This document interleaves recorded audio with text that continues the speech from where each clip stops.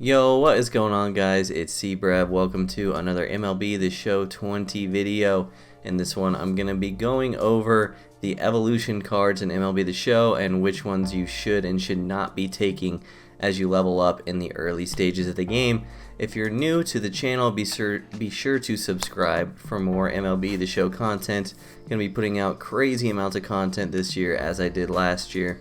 And I would also appreciate a like on the video and a comment if you have any questions. These things help me in the YouTube algorithm and are much appreciated. So we're going to go through what evolution cards are, how you get them, which ones are the best, how to make strategic decisions about your roster construction as you move through the early parts of the game, all of this good stuff. So starting off with what evolution cards are, they're a lot like from NBA 2K and from Rookie to Prime missions from way back in MLB The Show 16. Essentially, you get a choice pack of these bronzes and silvers. These are the choices here, and when you pick one, you unlock their program, and by completing missions, moments, etc., you can then upgrade this card from silver or bronze to its diamond version. So these cards are not sellable, and the only way to get them is through the XP reward path. So one of these packs is available at bronze 10, and one of them is available at silver 10, and those are the only two that we saw on stream. So assuming that it's linear, I would guess that the final two cards are available at gold 10 and diamond 10. However, that would be kind of strange because by the time we get to diamond, someone gets to diamond 10, it'll probably be a couple months from now, and these cards aren't very high overalls, so it's kind of that's kind of a little late to put it in the XP reward path for the fourth guy that you choose. Even the third guy may be at gold 10, but that's how they work. So you pick one, and it's actually super important that you pick one that's good for your team that you're going to be using for a long time, because from bronze 10 to silver 10 alone is a huge grind, especially early in the game. Even the most hardcore players don't really hit silver 10 until like the second week, maybe like 10 to 14 days after launch. And so that's for the hardcore players. If you're a casual player, you might not hit silver level for a month. So really you only get one of these for a large chunk of the early portion of this game, and that's why I wanted to make this video, because it's pretty important picking the right one for your squad. So as you can see, your choices are Ivan Rodriguez, Pudge. We got Dennis Eckersley, who's a relief pitcher, Eddie Matthews, the third baseman, and Carlos Gonzalez, the outfielder. His actual diamond card that he turns into is a center fielder, which is interesting moving forward, and I'll go over that as well. So let's go into the program. What happens when you get these cards? So you're going to hit bronze 10, you're going to get one of these packs, and you're going to be allowed to dive into the program with one of these cards. They went into Dennis Eckersley, and Dennis Eckersley's program is actually the only one we saw in full on stream, but I assume they would be pretty similar for any of the four cards. So what happens is you get the card, you need 50 stars or program points or whatever these green arrows are to upgrade the card from silver to diamond. So stage 1, you get the card, and you must complete 30 stars worth of moments. And these, we don't know what the moments are, but I assume they would be pretty easy. Like these are first career win, first career shutout, stuff like that. I don't think no-hitter is going to make you throw a no-hitter. That would be pretty crazy. But overall, these moments look pretty easy, and obviously offline moments are way easier than trying to do online stat missions, so that looks pretty good. And then once you hit 30 stars for this program, you then unlock stage 2. Now stage 2 has options for you, and you don't have to complete everything that they're going to show in this program. In fact, this program in general, completing these looks insanely easy. You do moments for the first 30 stars, then you only need 20 stars after that, and these look pretty easy. Like, you should have this card to diamond in no time after picking your player, if assuming the other three are like this. But like, tally strikeouts with relievers, 15 strikeouts with relievers, and you can do that offline You can literally do that in like probably 20 minutes against the computer on rookie. That's insane. I would highly recommend not doing this exchange. Exchanges are pretty expensive early on in the year. It doesn't say what goes into it besides just pitchers. This is a complete waste of stubs in my opinion. I would not do this. These moments are way too easy to knock out, and like I said, you don't have to do everything they're showing. 20 innings online with A's isn't even that bad either. You can knock this out in events if they release one, or the early parts of ranked season when you don't really care about your rating as much. But those are just some of the options. In Stage 2, there's also more moments that unlock, which can get you up to 10 more stars. So really, looking at these missions, you only have to do one of them if you're going to do all of the moments in order to get to 50 stars, because the initial set of moments will give you 30 stars. The Stage 2 moments can give up to 10 stars, and so that puts you at 40, and you only need 10 more. So realistically, if you do every moment for Dennis Eckersley, all you have to do is get 15 strikeouts with relievers, which is mind-numbingly easy, especially considering you can do it offline, and then you're good. You're at the diamond card. So just wanted to show you, it looks as if these programs are super easy to complete, as they should be. These cards shouldn't be hard to obtain, especially considering they're pretty low overalls for diamonds, and they're part of the XP reward path, and they're kind of gated. So I really like how they laid this out.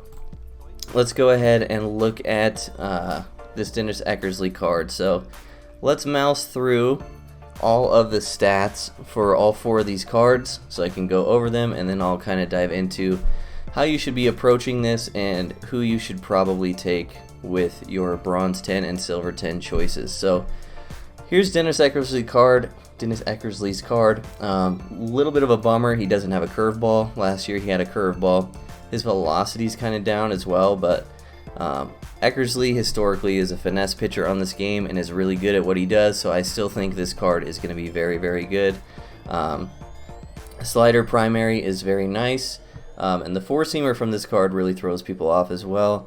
Obviously his per 9s are really good, 105, 98, 108 walks per 9, and 96 control, so you should be able to hit your spots pretty easily with this card. Eckersley historically on this game also has pretty high stamina. You can't see the rating because the face cam's in the way, so we don't actually know what his stamina is, but he was a starter for a lot of his career, and he also was in the era when closers would pitch 2 to 3 innings at the end of games sometimes, so his stamina rating should be pretty high. I would say like close to 40, if not above 40. So overall this card looks super nice. Going on to Eddie Matthews, we can take a look at him. Here's Eddie Matthews' card. So a bit of a platoon bat, but not terrible because he still has the 84 power verse left. Unfortunately, this card gets a lot of his overall rating from his discipline, which only affects check swinging online. It doesn't actually help you like with your at-bats aside from check swings. So that's a bit of a bummer. This card is slightly underwhelming in my opinion, but lefty bats are going to be a priority, as I will talk about in a video in the future. And so I don't think this is the worst choice by any means. This card looks okay. Probably good enough defense to start the year, and a left-handed third baseman is pretty rare. You pretty much only have George Brett and Eddie Matthews to go off of as far as legends that we've had in the game so far, and we haven't seen a high diamond George Brett for this release just yet, so pretty decent card. Moving on to Carlos Gonzalez. Here he is, another lefty bat, high contact but lower power versus righties, lower contact but higher power versus lefties. 63 vision is kind of low, but the fielding is nice. 82 fielding, 93 arm. That arm is going to be pretty useful this year, as well as 73 speed. It's a pretty decent amount of speed, so pretty average all across the board for this Carlos Gonzalez, but pretty good card for early in the year. And then going on to Ivan Rodriguez, here he is. Most of his overall comes from his defense and his very nice speed, to copy their joke from the live stream. Pretty mediocre at the plate though. This card looks pretty underwhelming from the hitting perspective, so Now that you've seen all the cards that they turn into, all the overalls that you can choose from, just want to reiterate that you basically only get one of these for probably the first 2 to 3 weeks of the game that you play it, and you basically only get one more for the next 2 to 3 weeks to 4 to 5 weeks maybe, depending on how much you play. So it's pretty important to pick the right guys. So in order to pick the right guys for you, you need to sit down and decide ahead of time who are the huge overalls that you're going to take from the XP reward path, because if you haven't seen from the XP reward path, there are 99 overalls that you can get from hitting Silver 1, and one of those overalls is 99 Buster Posey, who is looking to be the best catcher in the game for a very long time early in the year. Let's see if they went through them. It was probably earlier. Here we go. Here's Buster Posey. So this is probably going to be the best catcher in the game for a long time. Like I said, catcher is historically a very shallow position in MLB The Show. This card is pretty much amazing across the board. A little weak power-wise versus righties, but the fielding is good enough, kind of slow. But overall, this is the best catcher in the game, no debate, and probably will be for multiple months. So the reason I bring that up is because people will probably most likely be taking Buster Posey at Silver 1, and if you're one of those people, then please do not take Ivan Rodriguez for your evolution card. That would be a total waste, because by the time you hit Silver 1, before you even get to your second choice for evolution, you will not be using your first evolution card anymore. So that's kind of the perspective that I'm at. Just make sure you know who you're going to take with your XP reward path. Like I said, with the high diamond pack, which is at bronze 80, you should be taking a pitcher. Absolutely 100%. But for Silver 1, they're all position players, and they have choices of an outfielder. So that kind of is a knock on Carlos Gonzalez a little bit if you're looking to take Minnie Minoso or Reggie Jackson. But Barry Larkin and Ryan Sandberg, the other choices, are positions that aren't available in Evolution. So kind of rambling a bit, let's get to the point. Going back to Eckersley, I personally believe that Dennis Eckersley is the best choice for your first Evolution choice, because as the power level of cards progresses throughout the year, especially early on, the thing that always lags behind is good relievers and a good bullpen. Good relievers, top-end relievers, always come last, it seems like. It seems like people fill out their rotation really fast. The lineups come next, and then really good bullpens are the last thing that people kind of piece together. It's kind of gone this way the last couple years. With Dennis Eckersley, you're getting a relief pitcher who has really good stats for early in the year, pretty good pitch selection, who's going to be a finesse pitcher, which is a nice complement to all the fireballers you'll probably have in your rotation and in other bullpen slots. And he's also going to have pretty high stamina, which is extra important this year, because pitcher energy is a thing for everyone. You'll be able to use this card as an opener as you want, and you can get 2 to 3 innings out of him because his stamina will be high. And he's just going to help fill out your bullpen and give your bullpen depth, because I think depth is the most important part of constructing your pitching on your team in Diamond Dynasty this year. Because of the way they structured it, you can use any pitcher at any time.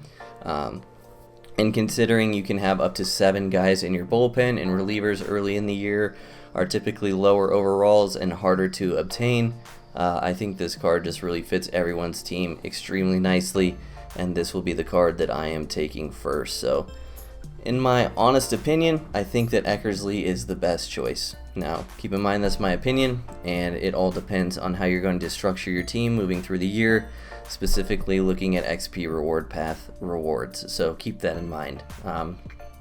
Moving on, I think that the next best choice is a tie between Carlos Gonzalez and Eddie Matthews. We can look at Eddie Matthews again. Eddie Matthews fits a niche, like I said, left-handed corner infielder, left-handed third baseman is going to be pretty unique, and like I said, lefty bats are going to be of a premium moving forward in the year, because a lot of the really good pitchers that people are going to be obtaining are right-handed. So I like Eddie Matthews as a choice. There are no third basemen in the Silver 1 choice pack for the 99 overalls. So I think he fits a spot where it might be a little shallow early in the year if you're not able to obtain live series cards. Eddie Matthews cards typically play pretty close to his attributes, and I'm putting him in a tie with Carlos Gonzalez for the simple fact that, in my experience, Carlos Gonzalez cards typically play above their stats most of the time. Cargo has always had a really nice swing on this game. I don't know, his cards always just seem to play above stats, above his attributes, I should say. And I just really like his cards. Keep in mind, Cargo will get auto-shifted online, which is a bit of a knock against him. And he is a primary center fielder. I don't know if I'd like playing him in center field with 73 speed. Maybe I'd like someone a little faster.